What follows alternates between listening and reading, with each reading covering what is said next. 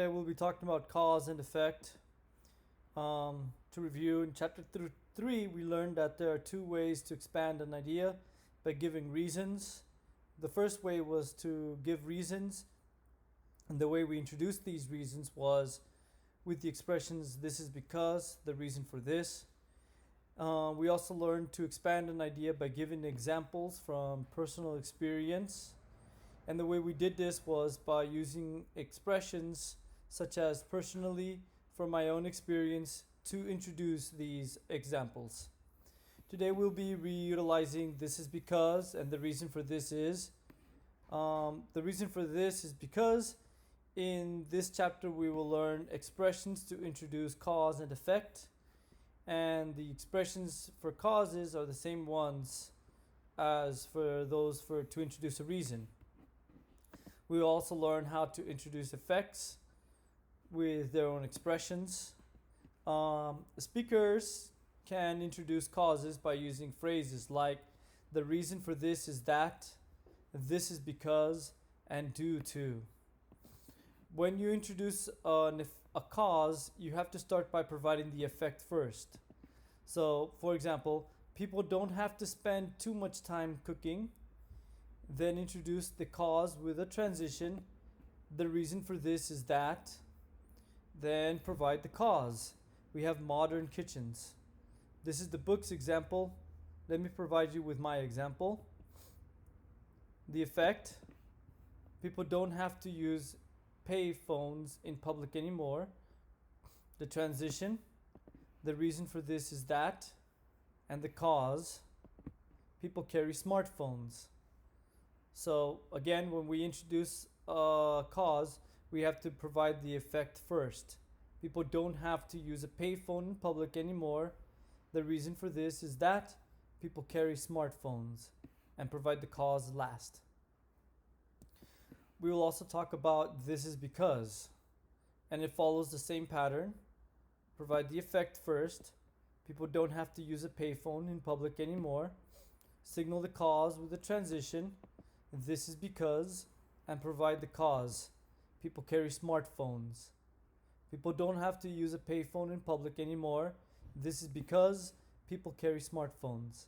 Let me give you another example. Okay?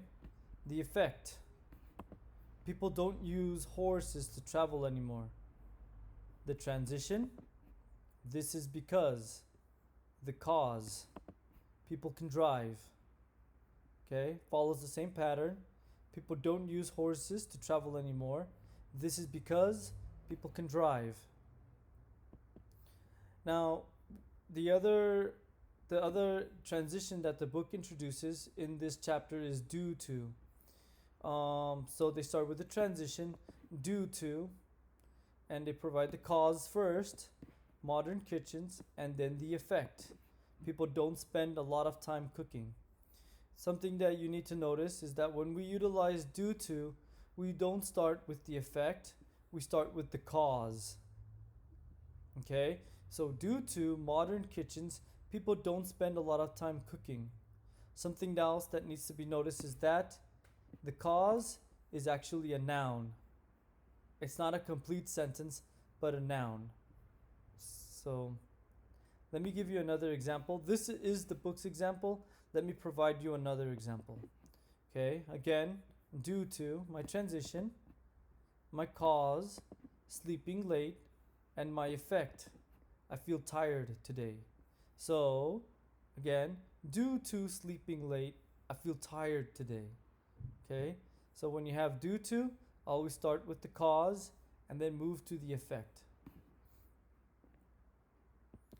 Okay, and again, the cause is a noun. Now let me talk about how to introduce effects.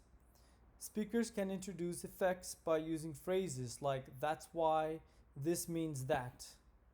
So here we have the opposite. When we introduce an effect, we start with the cause first. All right, so my cause: as a child, I lived in Japan, Thailand, and Egypt.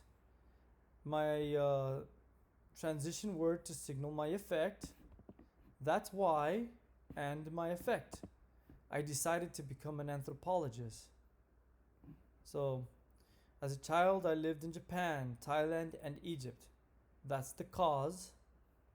That's why the transition word. I decided to become an anthropologist. The effect. This is the book's example. Let me give you an example, an original example. Here's my cause. There are many freeways in California and few modes of public transportation. Then we signal the effect with the transition word. That's why, and provide the effect. Many Californians drive their own cars. There are many freeways in California and few modes of public transportation. That's why many Californians drive their own cars. Okay. Next, let me introduce another transition word. This means that. Okay. Again, provide the cause first. You can find any recipe you want on the internet. Signal the effect with the transition. This means that. Provide the effect. Many people don't need cookbooks anymore. So again, we start with a cause. You can find any recipe you want on the internet. Provide the transition to signal the effect. This means that.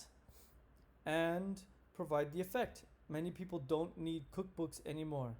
This is the book's example. Let me give you an original example. You can make your own coffee at home. This means that you don't have to go to coffee shops. Again, start with the cause, signal the effect with the transition, and provide the effect. Something that we need to talk about is the difference between introducing an effect versus introducing a cause. When you introduce an effect, you start with the cause. You can make your own coffee at home, then you introduce the effect. This means that you don't have to go to the coffee shops. However, when you introduce a cause, you start with the effect. People don't use horses to travel anymore, and then introduce the cause. This is because people can drive. Okay? So just to summarize the 4 rules, when introducing a cause, provide the effect first. When introducing an effect, provide the cause first. When using due to, start with the cause, then proceed to the effect. And then when you use due to, combine due to with a noun. Okay, I hope that this concludes my presentation. If you have any questions or concerns or comments, please email me. And thank you so much for watching.